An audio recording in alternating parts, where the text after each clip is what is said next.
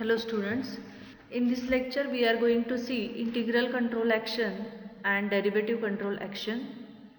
As the name indicates, the integral mode is having output of the controller, which is the integration of the input error signal.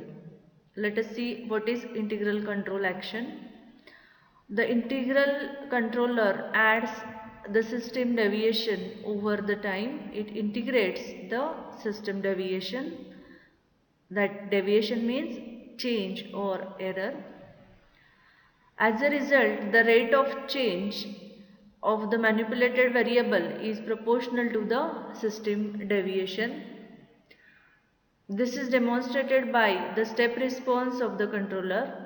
That is, if the system deviation suddenly increases, the manipulated variable increases continuously. So here system deviation xd is shown, and in the next graph manipulated variable is y. System deviation is nothing but the input error signal, and the output is the integral control action. Why? We say it as the manipulated variable. So here the output of this controller is integration of input error signal or system deviation. The greater the system deviation, the steeper the increase in the manipulated variable. For this reason, the integral controller is not suitable for totally compensating remaining system deviation. If the system deviation is large, the manipulated variable changes quickly. As a result, the system deviation becomes smaller and the manipulated variable changes more slowly until equilibrium is reached. A pure integral controller is unsustainable for most control systems, as it either causes oscillation of the closed loop or it responds too slowly to system deviation in systems with a long time response. In practice, there are hardly any pure integral controllers. That means integral controller is used along with proportional controller or with proportional and derivative controller. It is not alone used in the practical applications. So here the mathematical representation of integral control action. In integral control mode, the rate of change of controller output is proportional to the error. So the output can be expressed as P of t is equal to Ki into integration of EP dt plus P0. Here Ki is the integral constant, EP is error.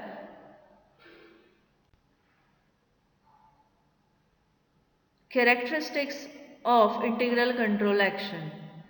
If the error is 0, the output is constant equal to P0. If there is an error, for every 1% of error, a correction of Ki% is added to or subtracted from P0 depending on the sign of the error. So here two integral mode controller actions are shown. In the first figure, the rate of output change depends on the error, and in the second it is an illustration of integral mode output and error. As shown in the first figure, figure A, you can see rate of output change depends on the error. So here two errors are shown, K1 and K2. So for K1 the rate of change is more, and for K2 rate of change is less.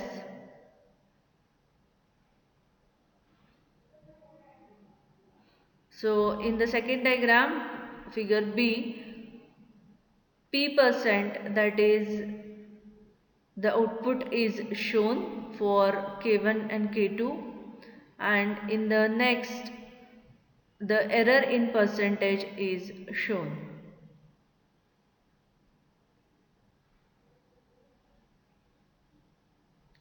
So here is why integral controller is not used alone.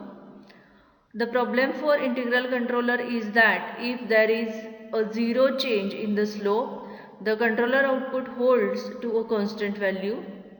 This is called as integral windup. The only way to cut the windup is to put a negative error.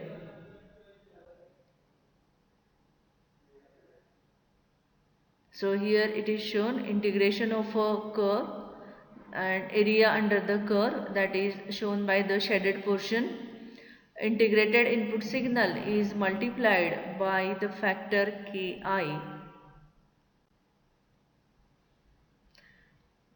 Car steering analogy is shown for integral controller action.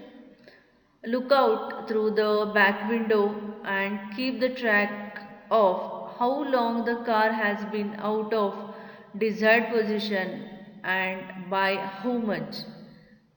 Okay, so the straight line is the set point while the curved line is the actual path. So from that you can observe how long the car has been out of the desired position and by how much distance.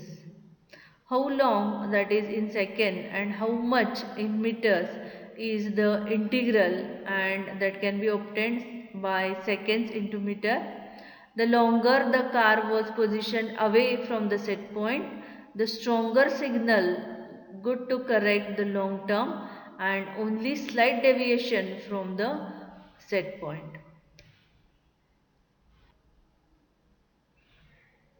Integral controller is a purely integrating controller and it is slow and error takes long time to build up. Action can become too strong, then it is called as overshooting. Integral controller is unaware of the current position, generally used in the combination with the proportional controller. So that will look at the current position, and then this combination is called as PI controller, proportional integral controller. So here it is electronic version of the integral controller. As you can see, it uses integrator and inverter. Input is fed to the integrator and the output is obtained from the inverter. Output integration time can be adjusted using the values of resistor R and capacitor C in the circuit. The initial controller output is integrator output at t is equal to 0. Integration time constant determine the rate at which the controller output increases when the error is constant. Integrator gain is determined from Ki and the ranges of input output voltages. So here the mathematical equation is given. V out is equal to Gi into integration of Ve dt plus V out at time is equal to 0. So V out here is the output voltage, Gi, that is integral gain or integration gain, and that is given by 1 upon Rc. Here R and C are the resistor and capacitor in the circuit. Ve is the error voltage. V out 0 is the initial output voltage. Then advantages of the integral controller are it reduces steady state error, that is effect of the offset. It provides high controlled output at a particular time after the error generator is high value of Ki. It responds to the continued existence of the deviation. Then the disadvantages of integral controller are it is never used alone. It makes the system unstable for the oscillatory response. It introduces hunting in the system. that is response about its steady state condition.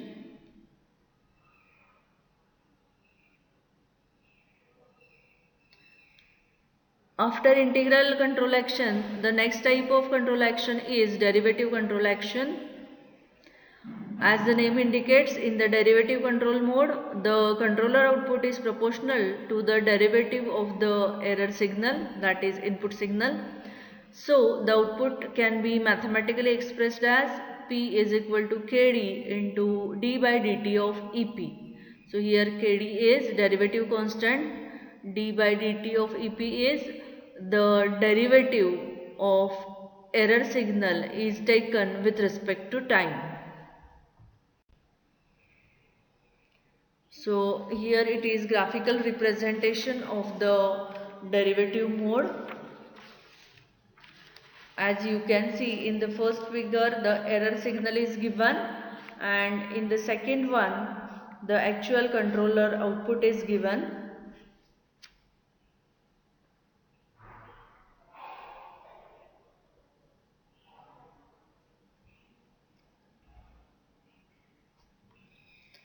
Then characteristics of the derivative control action. If the error is 0 or the error is constant in time, the mode provides no output. Okay, so for the 0 error, there is no output in the derivative control action. If there is an error for every 1% per second rate of the change of error, the mode contributes an output of kd%. For direct action, a positive rate of change of error produces a positive derivative mode output. So here it is reason why derivative control mode is not alone used. A step change in the set point causes a false step error for the derivative controller. This step change causes the derivative part of the controller to saturate the overall controller output. This ultimately forces the final control element to go to hard off mode. This is called derivative overrun. The solution to this problem is to feed the derivative controller with the process variable PV instead of the error. So, to eliminate this disadvantage, we have to give the process variable PV as input instead of the error signal. The derivative controller examines the rate of change of the output of the process. The faster the change, the stronger is the action. The derivative of the output, that is slope, is multiplied by a constant Kd. So it is diagrammatically shown here. Is the derivative controller analogy, car analogy for the derivative controller. You can see how the set point is deviated. Okay, set point is a straight line, then the line below that is the actual speed taken by the car because of the derivative action.